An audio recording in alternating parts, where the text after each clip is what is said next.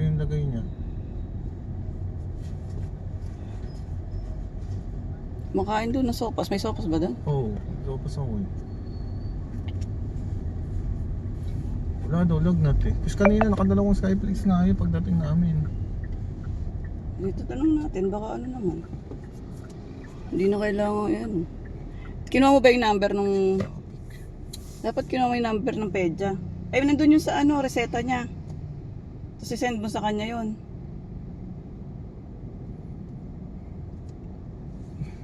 Ano reseta sa bahay? Oh, nandun yun, yung mga number nila. Number, paano?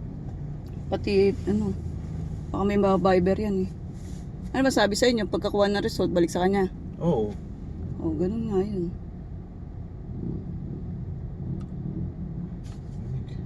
May dengue kasi sa ano ngayon eh, Francisco eh. Sa school siguro, hindi na lang po. Dapat talaga nag-o-off lagi. Hindi mo naman din tinitingnan pag-aalis niya. Ano, hindi ko naman naiisip eh.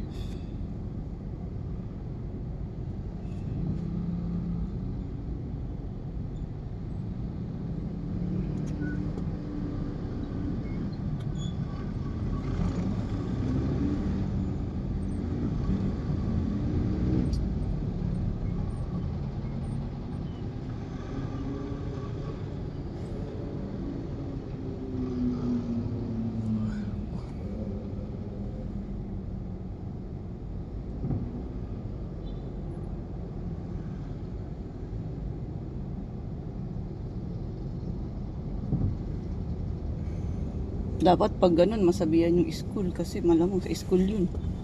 Hindi naman lumalabas sa atin yun.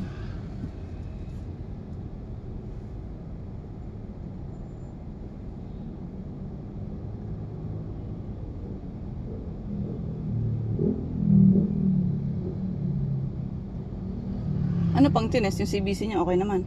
Yun nga yung sa platelet, CBC. Yung white blood cell niya, bababa din. Pero yung platelet niya, okay pa yun. Mataas pa. Kaya lang, nasa low na rin. Kaya lang, 145, 150 lang naman yung Ano ang gag?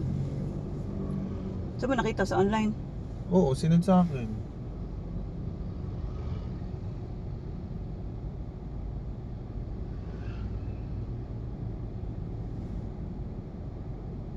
Buti malakas katawan yun. Kaya lang, nangihina talaga siya. Kaya nga, eh, kitang-kita ko naman eh. Kung okay na yun, tatayo na yun, lalaro na yan. Hanggang naglalaro pa sila na yun eh. Yung bagong laruan eh. Kahit na yung kanina higa niya na yun, umaga na eh. Naantok lagi. Baboy yung katawan, lumalaban sa sakit.